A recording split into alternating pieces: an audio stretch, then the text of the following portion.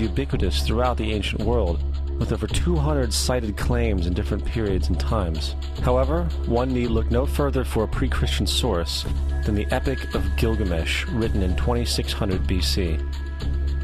This story talks of a great flood commanded by God, an ark with saved animals upon it, and even the release and return of a dove, all held in common with the biblical story, among many other similarities.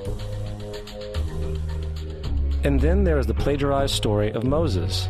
Upon Moses' birth, it is said that he was placed in a reed basket and set adrift in a river in order to avoid infanticide. He was later rescued by a daughter of royalty and raised by her as a prince. This baby in a basket story was lifted directly from the myth of Sargon of Akkad of around 2250 BC. Sargon was born, placed in a reed basket in order to avoid infanticide, and set adrift in a river. He was in turn rescued and raised by Aki, a royal midwife. Furthermore, Moses is known as the lawgiver, the giver of the Ten Commandments, the Mosaic Law. However, the idea of a law being passed from God to a prophet up on a mountain is also a very old motif. Moses is just another lawgiver in a long line of lawgivers in mythological history. In India, Manu was the great lawgiver. In Crete, Minos ascended Mount Dicta, where Zeus gave him the sacred laws, while in Egypt there was Meses, who carried stone tablets, and upon them the laws of God were written. Manu, Minos, Meses, Moses. And as far as the Ten Commandments, they are taken outright from spell 125 in the Egyptian Book of the Dead. What the Book of the Dead phrased, "I have not stolen," became "Thou shalt not steal." "I have not killed," became "Thou shalt not kill." "I have not told lies," became "Thou shalt not bear false witness," and so forth. In fact, the Egyptian religion is likely the primary foundational basis for the Judeo-Christian theology. Baptism, afterlife, final judgment, virgin birth, death and resurrection, crucifixion, the Ark of the Covenant, circumcision, saviors, Holy Communion, Great Flood, Easter, Christmas, Passover, and many, many more are all attributes of Egyptian ideas long predating Christianity and Judaism. Justin Martyr, one of the first Christian historians and defenders, wrote, "When we say that he, Jesus Christ, our teacher, was produced without sexual union, was crucified and died and rose again and ascended into heaven, we propound nothing different from what you believe regarding those who you esteem sons of Jupiter." In a different writing, Justin Martyr said, "He was born of a virgin, accept this in common with what you believe of Perseus." It's obvious that Justin and other early Christians knew how similar Christianity was to the pagan religions. However, Justin had a solution. As far as he was concerned, the devil did it. The devil had the foresight to come before Christ and create his characteristics in the pagan world. Fundamentalist Christianity, fascinating. These people actually believe the world is 12,000 years old. Swear to God. I actually asked one of these guys, okay, dinosaur fossils. He says, dinosaur fossils? God put those here to test our faith.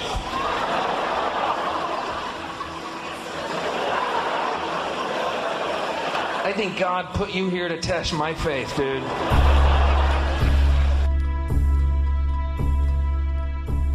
The Bible is nothing more than an astrotheological literary hybrid, just like nearly all religious myths before it. In fact, the aspect of transference of one character's attributes to a new character can be found within the book itself. In the Old Testament, there is the story of Joseph. Joseph was a prototype for Jesus. Joseph was born of a miracle birth. Jesus was born of a miracle birth. Joseph was of 12 brothers. Jesus had 12 disciples. Joseph was sold for 20 pieces of silver. Jesus was sold for 30 pieces of silver. Brother Judah suggests the sale of Joseph. Disciple Judas suggests the sale of Jesus. Joseph began his work at the age of 30. Jesus began his work at the age of 30. The parallels go on and on. Furthermore, is there any non-biblical historical evidence of any person living with the name Jesus, the son of Mary, who traveled about with 12 followers, healing people and the like? There are numerous historians who lived in and around the Mediterranean either during or soon after the assumed life of Jesus. How many of these historians document this figure? Not one. However, to be fair, that doesn't mean defenders of the historical Jesus haven't claimed the contrary. 4 historians are typically referenced to justify Jesus' existence. Pliny the Younger, Suetonius, and Tacitus are the first 3. Each one of their entries consists of only a few sentences at best, and only referred to Christus or the Christ, which in fact is not a name but a title. It means the Anointed One. The 4th source is Josephus, and this source has been proven to be a forgery for hundreds of years. Sadly, it is still cited as truth. You would think that a guy who rose from the dead and ascended into heaven for all eyes to see and performed the wealth of miracles acclaimed to him would have made it into the historical record. It didn't, because once the evidence is weighed, there are very high odds that the figure known as Jesus did not even exist.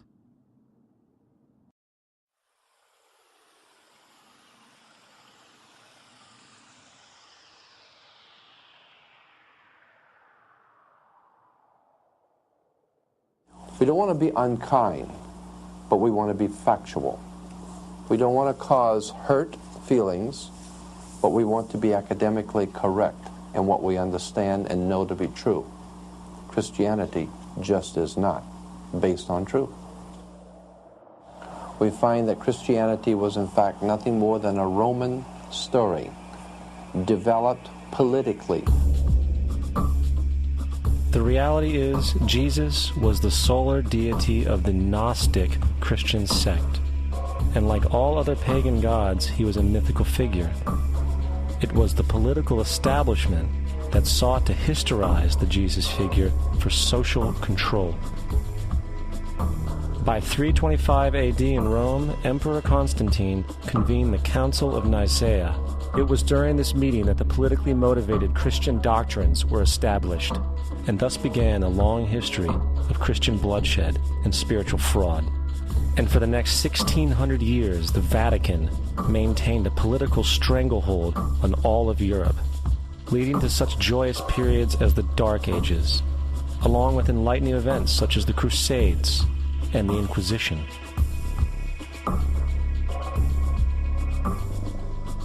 Christianity, along with all other theistic belief systems, is the fraud of the age.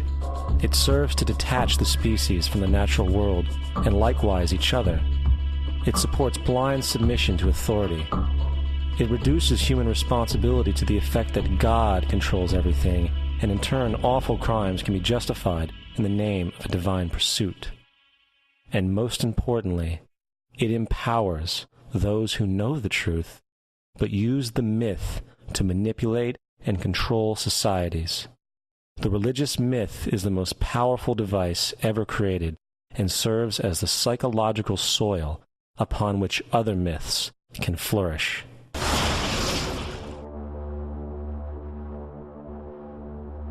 A myth is an idea that, while widely believed, is false.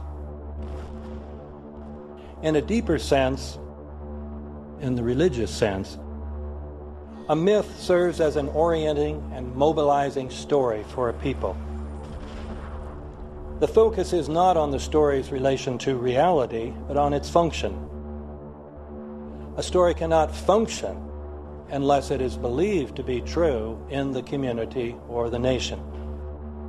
It is not a matter of debate. If some people have the bad taste to raise the question of the truth of the sacred story, the keepers of the faith do not enter into debate with them.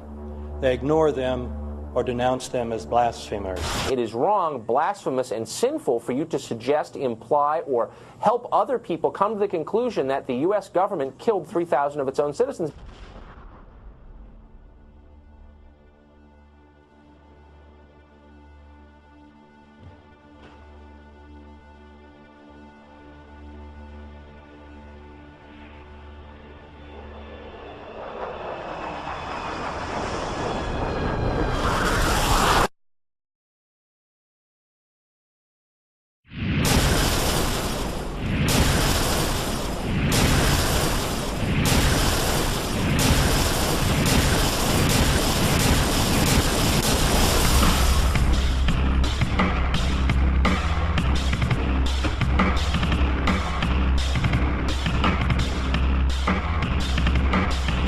as if a demolition team set off when you see the old demolitions of these old buildings. It looks like one of those scenes of an old building being purposely dynamited and blown up. Anybody who's ever watched a building being demolished on purpose knows that if you're going to do this, you have to get at the under-infrastructure of a building and bring it down. The way the structure is collapsing, this was the result of something that was planned.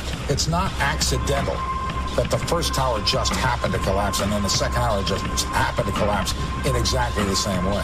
How they accomplished this, we don't know. The building collapsed to dust. You don't find a desk. You don't find a chair. You don't find a telephone, a computer. The biggest piece of a telephone I found was half of the keypad, and it was about this big.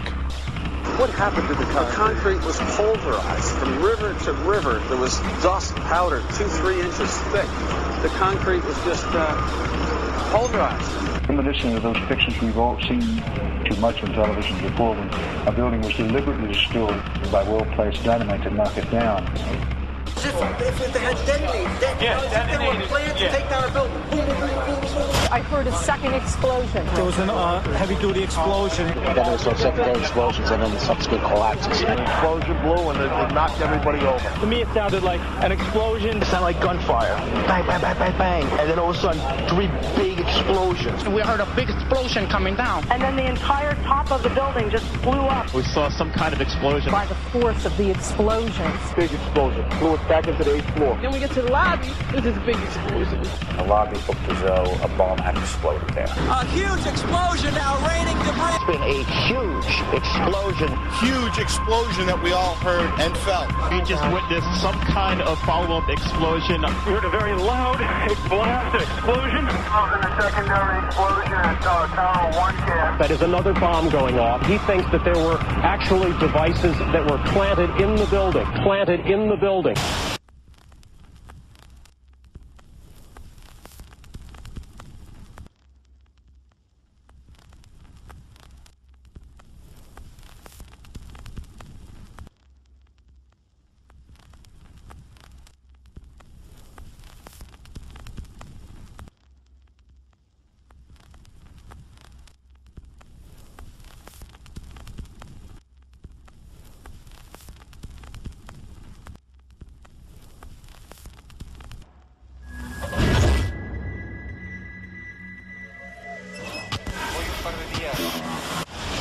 I don't think anybody could have predicted that they would try to use an airplane as a missile, a hijacked airplane as a missile. Nobody in our government, at least, and I don't think the prior government that could envision flying airplanes into buildings.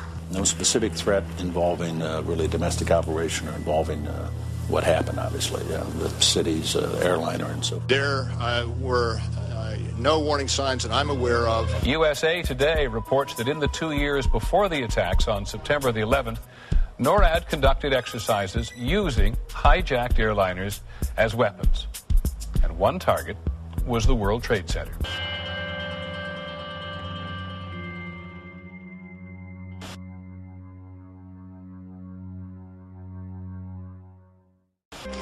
In confidential documents from the Philippines obtained by CNN, the plan was clear.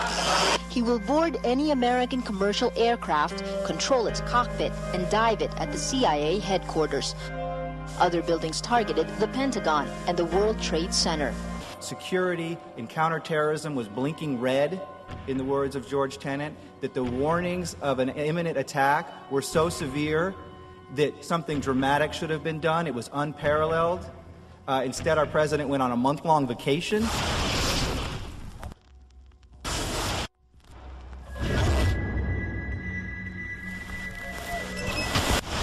The head of Pakistani intelligence at the ISI, Mahmoud Ahmed, requested Omar Sheikh to wire $100,000 to Mohammed Atta, who was the lead hijacker. Hijacker Mohammed Atta received wire transfers via Pakistan. The man sending the money to Atta is believed to be Ahmed Umar Saeed Sheikh. Omar Sheikh admitted he was supported by the Pakistan government's intelligence service, the ISI.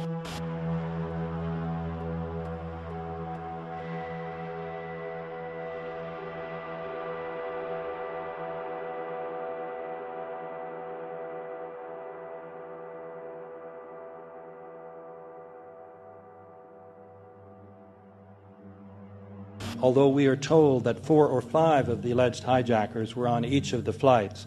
If so, their names should have been on the flight manifests. But the flight manifests that have been released contain neither the